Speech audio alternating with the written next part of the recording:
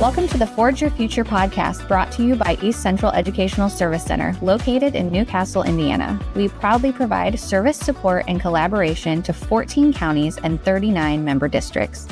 At ECESC, we believe that students' strengths and interests are a blueprint to forging a future of success and impact. And we are on a journey to provide support and collaboration to schools as they implement career-connected learning for all students. As part of this mission, we are here today to celebrate the amazing educators who help the students of East Central Indiana dream big dreams and achieve more than they thought possible.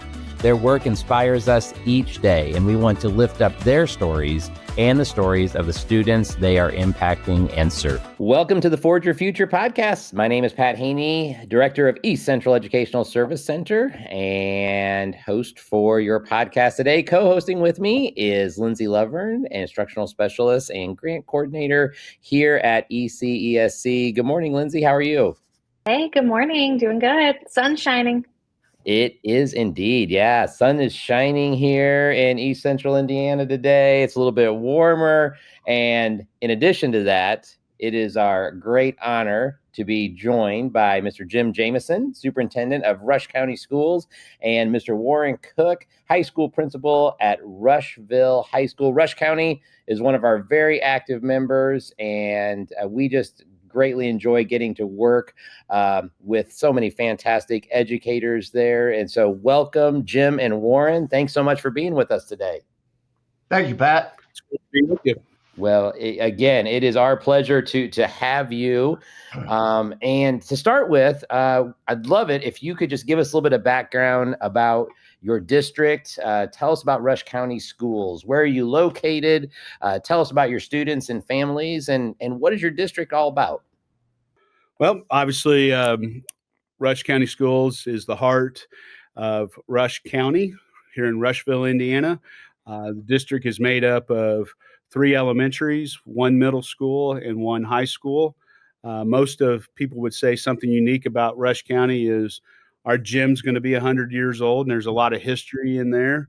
But also, we have like a campus atmosphere with our facilities there, with our largest elementary, middle school, and high school in kind of a campus setting. We have 2 county elementaries.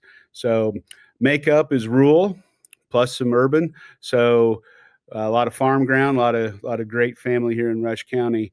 And the sense of the community support for Rush County Schools is just tremendous. It's second to none. I tell everybody that if you drive through Rushville, you're going to see a lion statue out in front of almost every business. And one of a unique thing, our new ambulance for the city of Rushville has our lion head on the back of it. And those guys were very proud to come and get a picture with all of us at school. They put it out there for everybody to see. And so the community and the school is really tied together as one. That's amazing. Before we started recording, Warren was telling us a little bit about some of the community partnerships that you've been building over the last couple of years. What can you tell us about that?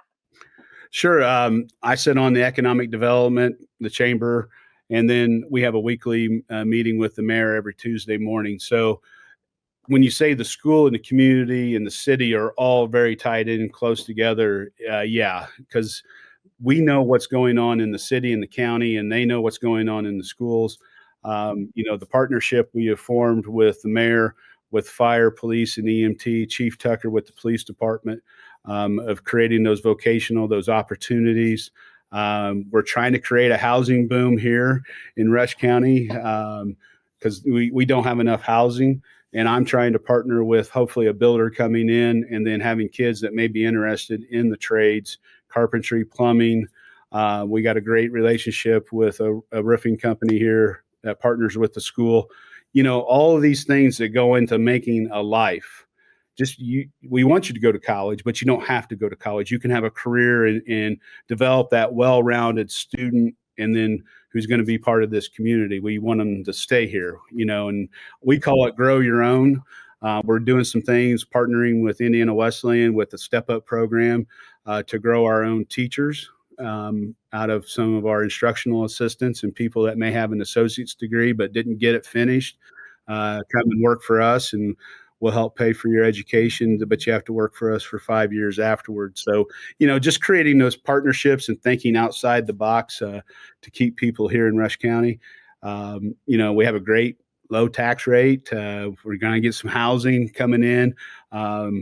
Big dog food plants being built, and Train and MCOR they've increased production. So things are going really good in Rush County. Yeah, that's amazing. Those partnerships, getting everybody on the same page, like you said, everybody working hand in hand to benefit the students and the community. I love what you said about, you need housing, and that could create jobs for your students. And it just all, if it's great to have that perspective of helping everybody, not just getting your graduates over the finish line, right? But thinking about their role in literally building your community, and what's next. That's amazing. And so you said you meet weekly with the mayor every week? Every week. I would imagine that is extremely unique. It's pretty rare, yeah. And also, I'd like to say, we have a hospital 2 blocks from many of our schools, and we're working on partnering with them, health careers. And you think about it, it's kind of like a school. You have custodians, you have maintenance people, you have a cafeteria, you have a pharmacy. It's not just doctors and nurses. Now we're working on kids getting their CNA license. Obviously, being an agriculture community, vet techs and stuff. I mean, we are trying to touch the needs of our community with our kids. That's something that they could be very interested in, get a foot in the door, doing an apprenticeship that could possibly lead to a career. Absolutely, Jim. That's amazing. And Warren, we were talking about some of the pathways that Jim has referenced that you're building at Rushville High School. Would love to kind of hear your perspective as far as what you've developed and what's in the pipeline for your students at Rushville High School. Well, if you'd asked me what I knew a few years ago when I came in about running these programs, I'd have told you I know nothing. And it's one of those things. And Jim knows this. I jump in with both feet. I'm an all-in guy. We met with the mayor several times when I first got here, and Chief Tucker and EMS, criminal justice, and fire and rescue were 3 big needs for our community. So we figured out how we were going to do this through the school in a partnership with the city. And at that time, we had no idea that we were going to get this regional training site. And then it was shortly after that, then our programs were up and running this year, and we found out we had the regional training site, and it's under construction now with the firehouses and so on. And then for the mayor to go to these meetings that Jim and I go to for this, and for the mayor to literally sit there, and they're building a building for us. I mean, there's our classrooms in there dedicated to our kids. And I just don't feel like you get that everywhere, that, the city's willing to spend that kind of money to partner with us. But once again, it benefits the city. So that's our whole big thing. And this is such a community that does that. And then we immediately went to the hospital first of this year and started building our partnership there. And with the surgical tech programs and so on, and Jim mentioned all these things that, pharmacy tech, dental tech, vet tech, surgical tech are new programs that we're getting started for next year. We've already got kids extremely interested in those areas. We have kids that graduated that said, I wish we would have had that when I was there. Kids that have gone on they are. I go get my medicine filled at CVS, and every tech in there is a Rushville graduate. And so it's kind of nice that you get that. But I feel like we're just very fortunate to have what we have, to have the autonomy to be able to build these types of programs for our kids and have full support, not just me having full support from Mr. Jameson and everybody else, but having support from the community.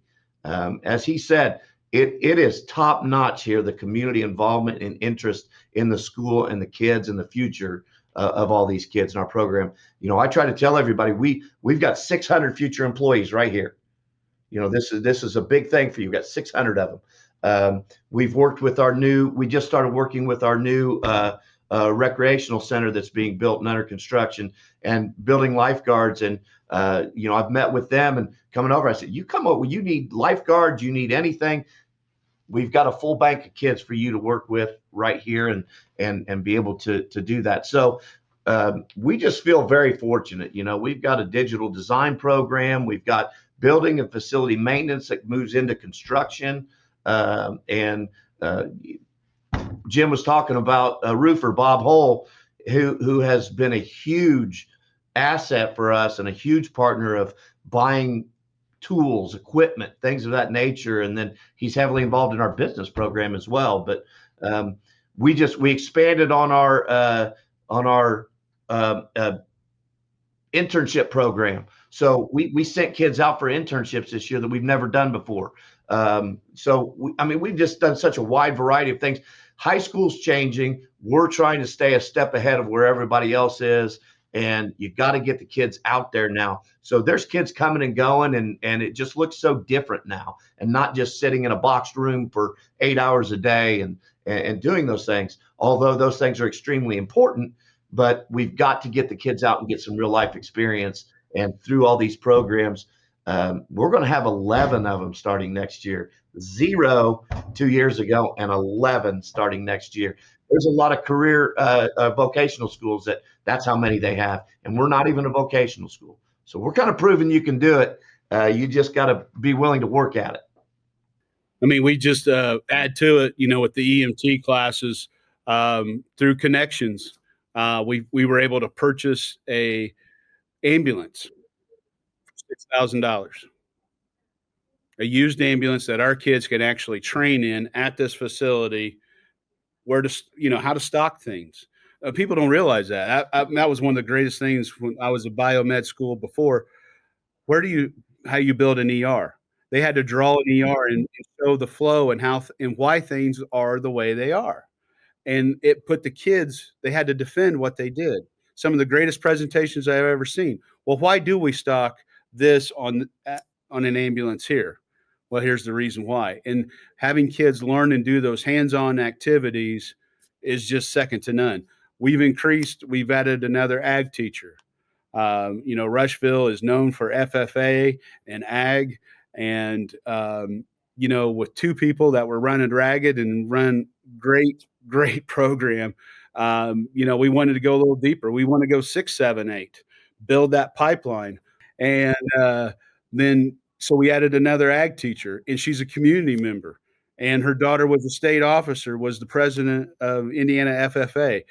So those ties run deep, and you build your community out of your schools. That's awesome. And, thanks. So shifting that conversation, I'd love to hear from either of you. Is there an example of a recent student success that kind of highlights, what you are driving towards, and really what kind of opportunities all of these different options and pathways provide for students? We were talking about our EMT students just now getting certified in some. They're also going to get certified in phlebotomy. So once again, you get a phlebotomy certificate, and you can go out and do that. That's a career. That is a career. So we have guys that we've had them. Some of them have already passed the state test for EMT and have had that certification now. And these are 2 kids that are seniors in high school that knew they wanted to go the medical field route, but never had any opportunities to do that. They jumped on it to this year, this brand new program. They took the entire pathway this year, and it's really paid off for them. Some of the things that they've been able to do, they visited, they're now doing rounds in the hospital. So they're actually doing rounds and internship in the hospital, and our instructor goes there to guide them through those things. So the real life experience that they're getting is incredible. To have that partnership with our police department, Chief Tucker, our kids have been able to go out in the parking lot and work in real police cars and do pullover tests and different things of that nature. It's just amazing. You can make one phone call and somebody's here to help. And our fire and rescue instructor has not just his ties with the Rushville, but also Sugar Creek Fire Department. So we managed to kind of expand out and do those things. And again, our kids in our firefighter program are going to graduate as level 1 firefighters, and we have one that already works in a volunteer fire department at 18. So our law enforcement kids are going to be they're going to be certified jailers. So, because they can do that and then wait till they're 21 to go to the academy and become a police officer. So we're going to be able to fill the needs of not just Rushville, but there's probably going to be some other area communities that are going to benefit from what we are doing right now. Yeah, absolutely. And thinking about, future readiness, you got kids that are graduating with these certifications that are ready for the workforce immediately. You've also got pathways to college. Can you talk a little bit about what you've got going on the dual credit side of things? Yeah. This is fun for me. I mean, I love the balance that we have, and I love the one thing I really, really love about my job is to be able to work on every aspect. My assistant principals will say they'll come in on a Monday and I'll have 10 different ideas, and I'll give each of them five things to do for the week to try to get things done. But they're phenomenal, and they know I'm the idea guy, and I jump in and say, yeah, we're going to do this. But anyway, we are a full Indiana College Core high school.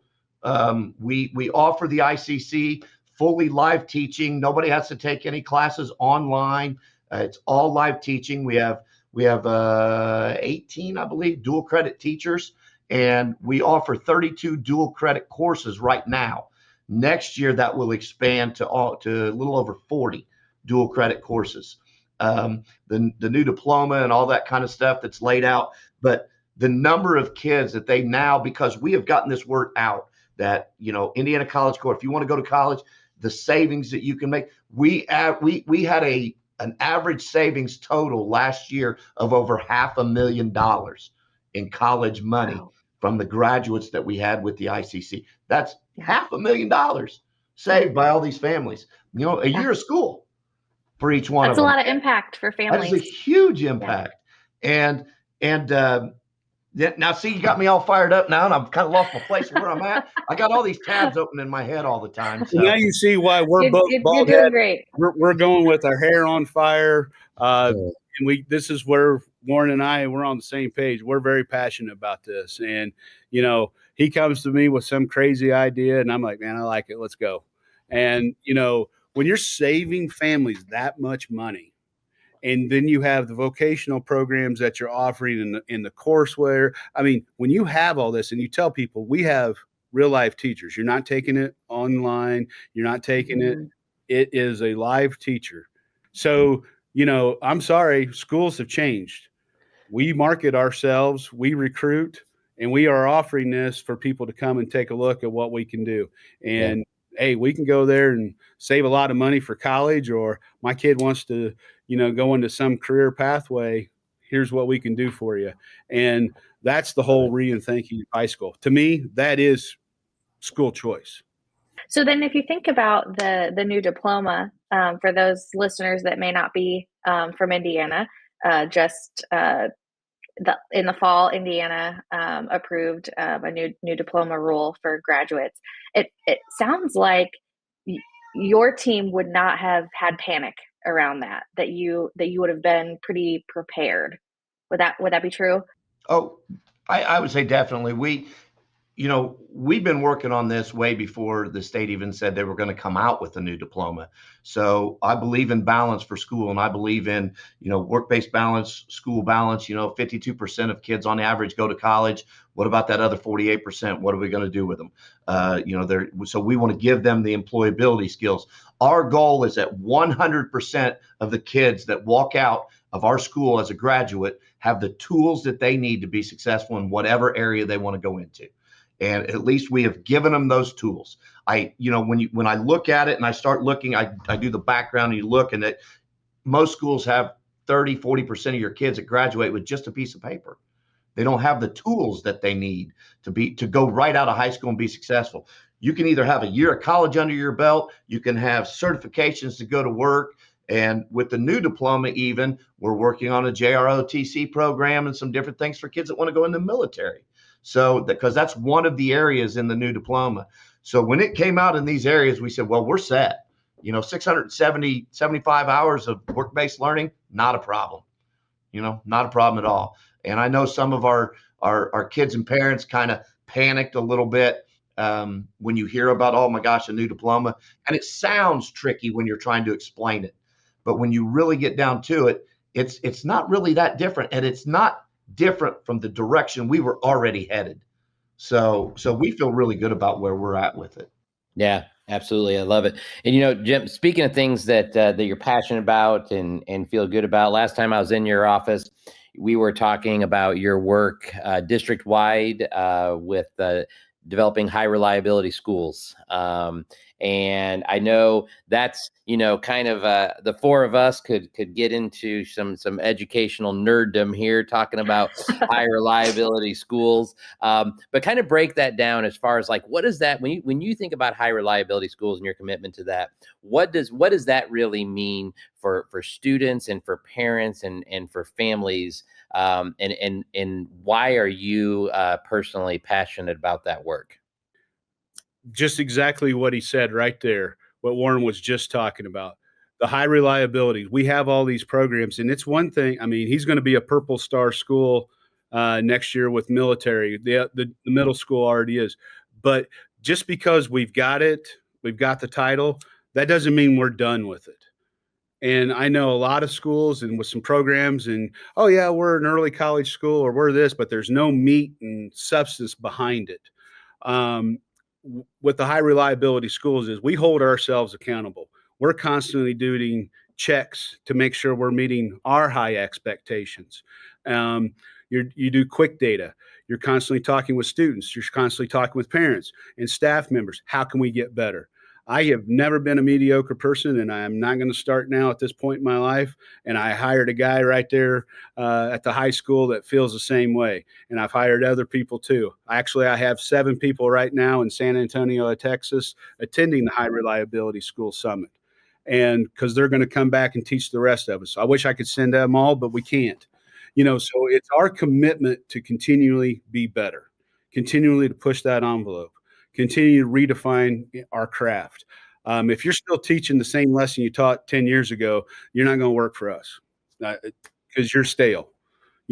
Kids change, kids evolve. We need to evolve with them. We need to up our game because the kids deserve it. That is our future. And that's a firm commitment with us. And that's why I stay with the high reliability schools. We're constantly looking at the curriculum piece, assessments. You don't need to give 50 math problems every night for homework because you can do the problem 50 times wrong. Let's look at the assessment 5 to 10. Is the student really learning how to work the problem or the scenario? I was a social studies guy. How can you do that? How can you make it relatable to kids? History does repeat itself. We're living history every day right now in our country. And, but where does it come from? It galls me to see the amount of people that don't know the Constitution, that don't know the history and where we come from. And they talk very ignorantly and they show themselves every day on some social media platform. And a guy like me beats his head on the wall. So, but we want to have our kids do that. And the kids have a say so in the school. It's their school. We've done some things for the kids to build a little sense of pride and everything. And my first reaction to Mr. Cook was, what do the kids say? Oh, this is bringing character and pride back. This is awesome. Because I want to hear what the kids have to say. Because if they take great pride in it, it's going to transform in a lot of ways. Same way with the staff. We sit down and have our PLCs and have communication with them because we want their feedback. It's not top-down driven. It's us working together as a collaborative team. So did I go a long way around answering your question? No, that's perfect. That was perfect, Jim. Thank you. All right. Anything that we missed here? Anything else that you want to make sure that we're highlighting about Rush County before we wrap up here? Well, I know we had Warren and stuff, but we're making a commitment to improving our facilities. Yeah. We're desperately needed. lied. The kids and the teachers deserve it. A fresh face, but we're also looking at STEM. We've brought PLTW into it's now 2 through 8, along with what we do at the high school. So really, from first, second grade all the way through, the Project Lead the Way is in all of our schools. There's once again, oh, we're a STEM certified school. Okay, what does it mean? We want to be a STEM certified school and have some substance behind it. And this is what we believe in, and this is our expectations and how we're going to achieve those, because the kids deserve it. So, it takes time, but we're going at lightning speed. You can't go so fast that you lose your people or you lose your community. So that's our biggest. We have to keep reminding ourselves, all right, we got to slow down a little bit, or we're going to lose some people. But the first 3 years here at Rush County Schools has been tremendous. It's been awesome. Worked with great people, great families, and a community that wants to get better and look towards the future. I love it. Well, Jim and Warren, it has been a joy to connect with you and hear about your work in Rush County Schools and just the way the entire community comes together to think about what does it mean for Rush County to thrive, and how do we co-create that future. But before we go, we always have a question that we like to ask of our guests. And that question is, what are you recommending right now? What's something that you would be excited to recommend to others? It could be anything, from a book to a show, a recommendation, a technology tool, personal or professional. What do you want to tell your friends about? Well, actually, I have two. And the first one, you kind of hit on it, was the high reliability schools and that program, that framework. And I don't get paid for them at all. I wish I would, but I don't. But it's just what good teaching is. There's a lot of new shiny trinkets out there every year, and people jump on them. And, one thing I said as a teacher, and one thing I've heard teachers say, oh, we're going to have to do this year. Well, we work on basically the first 3 levels and redefine it, and it's the same every year. We're not chasing the new shiny trinket. So, just a great program and something that you might want to take a look at, and really helps motivate your staff and your students to become better. And my next one, I'm anything John Gordon, but I'm reading a book right now called Stay Positive. He actually has a 30-day. I get 30-day emails, 1 email a day of something positive with a resource piece to it. This job's tough. And we get a lot put on our plate. Teachers get to put a lot on their plate. And, as building leaders and district leaders, we have to remain positive. We have to remain that motivator, that pushing for hope, and it's going to be okay. We're dealing with a lot with the state legislature right now. What the future holds in that. What a property tax look like from a district standpoint that's going to impact kids and schools. So, you can get pretty down in the weeds pretty fast. But mine is, I got to stay positive. I got to look for this bright thing. I got to pray. I got to hold myself to a good center so that I can motivate and push my people to be the best they can be. There you go, Warren. Top it. I'd say, I got a lot of things I can recommend. I can recommend a bunch of stuff, but I do recommend that Mondays are the best day of the week. I love my Mondays. I think it's a fresh start every week. Kids go crazy because I say it all the time. I believe in, and I use this phrase. I say, leave it better than you see it, and not leave it better than you found it, because I always feel like you see more than you find. So I can see something, and so I want to leave everything that I see better. So if I see a conversation going south, I want to leave it better than when I found it. If I see a piece of trash on the floor, I'm going to pick it up and throw it away. That's a big thing that we use around here. That's a huge mantra for us. It's on our banners. It's on our walls. And that's something that we truly believe in. And also a big book. I'm not a big book recommending guy. I read a ton on climate, culture, leadership, things like that. But one book has always stuck with me, and that is a book called Extreme Ownership by Jocko Willink and Leif Babin. They were former Navy SEALs, and they run a big company now, and Echelon Front is their company. But the book Extreme Ownership, I'm big into. You own everything. Own the good things you do too. Own those things. it's okay to own those things. You did it. So I'm big into people acknowledging the ownership in what they do. Accountability is important to me. And so Extreme Ownership by Jocko Willink, Leif Babin, great book on not just leadership, but how to take ownership in the things that you do. If we had people that all took ownership in what they did, then this world would be a much better place. I got to brag on Warren a little bit and stuff. Him and I have had a lot of conversations, but one of the big thing of it is, and I this R on your chest means something. It's a reflection of you. It's a reflection of your family. It's a reflection of our school and our community. So when you wear that R, it means something, and you need to take ownership and pride in that. Well, Jim and Warren, thank you so much again for your time. Thank you for taking ownership and staying positive. And just as we were commenting early on the weather, which tells us spring is on the way. There are great things happening in Rush County schools, and I know that even better things are on the way thanks to your leadership. So we're grateful to be a small part of it, and appreciate you both joining us today. Have a wonderful day. Thank you very much. Appreciate it. Thank you, everybody.